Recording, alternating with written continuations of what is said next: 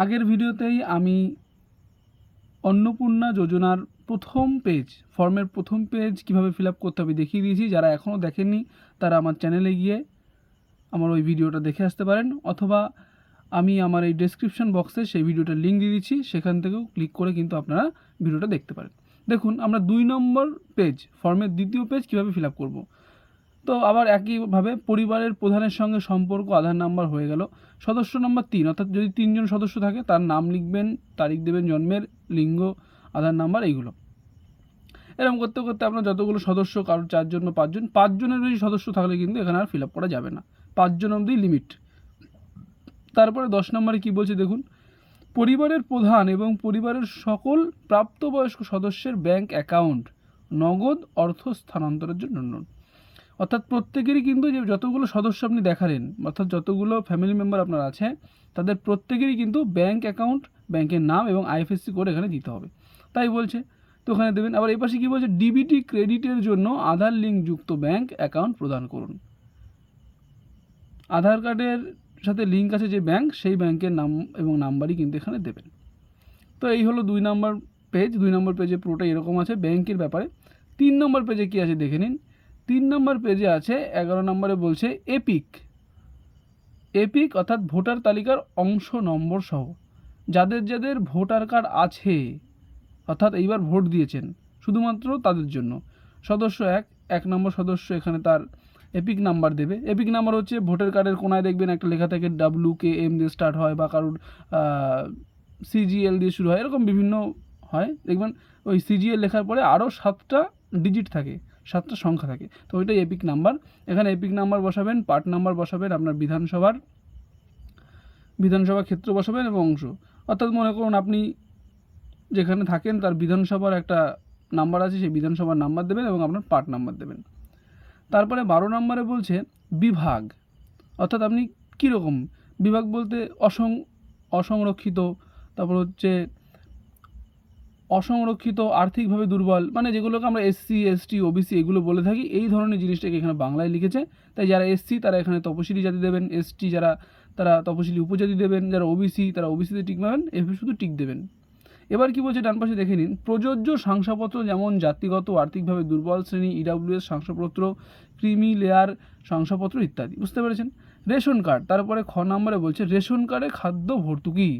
Ration card আপনাদেরকে, আপনার digital ration card থাকলে, যদি থাকে, সবারই আছে আশা করছি, তাহলে এখানে হ্যাঁতে টিক দেবেন। যদি হ্যাঁ হয় তবে কার্ডের ধরন উল্লেখ করুন। কার্ডটা সাধারণত 6 রকমের হয়। AAY এক ধরনের কার্ড হয়, PHH কার্ড হয়, SPHH কার্ড হয়, RKSY কার্ড হয়, আবার RKSY 2 এবং ভর্তুকিহীন। তো এই ধরনের কার্ডের মধ্যে আপনার কোনটা তা কিন্তু আপনাকে সিলেক্ট করতে হবে। এরপরে বলছে 3 নম্বরে পরিবারটি রেশন দোকান থেকে মাসিক রেশন তুলছে কিনা, অর্থাৎ আপনি প্রতি মাসে রেশনটা তুলছেন কিনা, নাকি তোলে না। তো যদি আপনি তুলে থাকেন হ্যাঁ দেবেন। আশা করছি সবাই তোলেন যাদের অন্নপূর্ণা যোজনার ফর্ম ফিল আপ করছেন।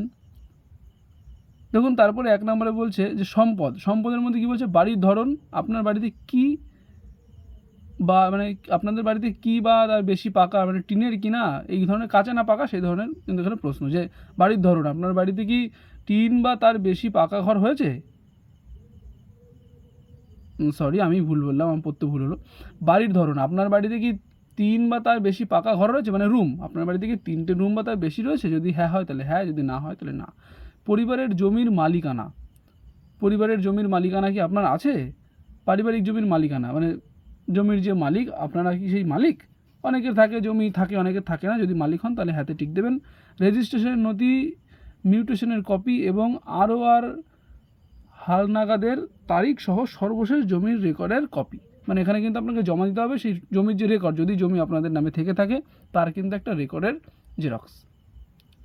তারপর দেখুন 4 নম্বর পেজে কি বলছে, পরিবারের সকল সদস্যের মোট জমির পরিমাণ। পরিবারের মনে করুন 5 জন সদস্য আছে, প্রত্যেকের নামে যদি জমি থাকে, বা 2 জনের নামে থাকে, বা 3 জনের নামে থাকে, তাহলে কতটা জমি আছে তা কিন্তু শতকে লিখতে হবে, শতকে। এখানে কিন্তু কেউ কাঠায় লিখবেন না, শতকে লিখবেন। বুঝতে পারলেন। এবং তার সাথে রেজিস্ট্রেশন নথি, সর্বশেষ ROR জমির নথি, রেজিস্ট্রেশনের নথি অর্থাৎ 1 কপি কিন্তু জেরক্স দিতে হবে। যানবাহন, আপনি পরিবারের কোন সদস্য কি অবাণিজ্যিক মোটর চালিত 4 চাকার গাড়ি আছে? মানে আপনাদের যদি কারোর 4 চাকা বা বাইক থাকে তাহলে সেটা বলছে। যদি থাকে তাহলে হ্যাঁ, যদি না থাকে তাহলে না। যদি থেকে থাকে তবে গাড়ির সংখ্যা অর্থাৎ গাড়ির একটা নাম্বার হয় সেটা দেবেন এবং গাড়ির রেজিস্ট্রেশন নাম্বার হয় সেটাও দেবেন। এবার গাড়ি বলছে জিপ ট্রাক্টর অন্তর্ভুক্ত করুন, যদি হ্যাঁ হয় মডেল। আপনার যদি গাড়ি থাকে, জিপ থাকে, ট্রাক্টর থাকে সেটাও কিন্তু অন্তর্ভুক্তি করতে পারেন। এরপরে বলছে পরিবার ভিত্তিক সদস্যের স্বাস্থ্য বীমা। আপনার পরিবারের যে ব্যক্তিরা রয়েছেন তাদের কি স্বাস্থ্যের জন্য কোনো বীমা করা আছে? তাহলে যদি হ্যাঁ হয় তাহলে হ্যাঁ, যদি না হয় তাহলে না টিক দেবেন। আর যদি হ্যাঁ হয় তাহলে সেখানে সেই সরকারি বা বেসরকারি যে বীমার অঙ্ক কত টাকা এবং প্রিমিয়ামের বিবরণ সহ, প্রিমিয়াম মানে আপনি কত টাকা ইনস্টলমেন্ট দিয়ে থাকেন সেগুলো আপনি কিন্তু লিখবেন। হেড অফ দি ফ্যামিলি সরকারি বেসরকারি কোনটা, মানে সরকারিতে করা নাকি বেসরকারিতে করা সেটা টিক দেবেন। যেমন এলআইসি সরকারি নয় তাহলে বেসরকারি টিক দেবেন। আবার বিভিন্ন ব্যাংকিং সেক্টরে থেকে থাকে সেগুলো যদি থাকে তাহলে সেটার জন্য সরকারি। বিমার অঙ্ক কত টাকা আপনি বিমা করিয়েছেন এবং প্রিমিয়ামের বিবরণ কত টাকা আপনি মানে কিস্তির মাধ্যমে দেন, প্রতি মাসে তো একটা টাকা জমা করেন সেটা। তো সদস্য 1, 2, 3 প্রত্যেকের নামে যদি থাকে 1, 2, 3 করে করে কিন্তু এইভাবে আপনাকে এই ফর্মটা ফিল আপ করে যেতে হবে।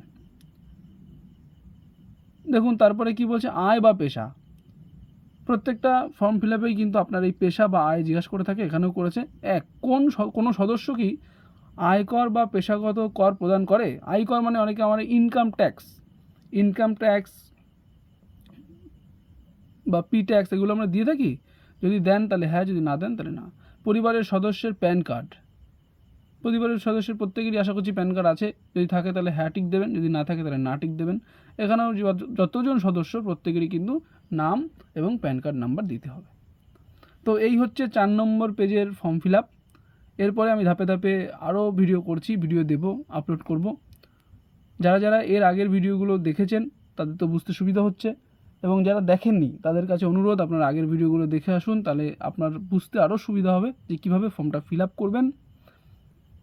আর যারা আমাদের চ্যানেলে নতুন তাদের কাছে অনুরোধ আমাদের চ্যানেলটাকে সাবস্ক্রাইব করে দেবেন, কারণ সরকার থেকে প্রকাশিত বিভিন্ন সরকারি সুযোগ সুবিধার যে ফর্ম ফিল আপ বা নোটিশ বেরোবে সেগুলো নিয়েই কিন্তু আমরা ভিডিও করে থাকি, এবং আমাদের এই ভিডিও দেখলে আপনার কিন্তু ফর্ম ফিল আপে অনেক সুবিধা হবে।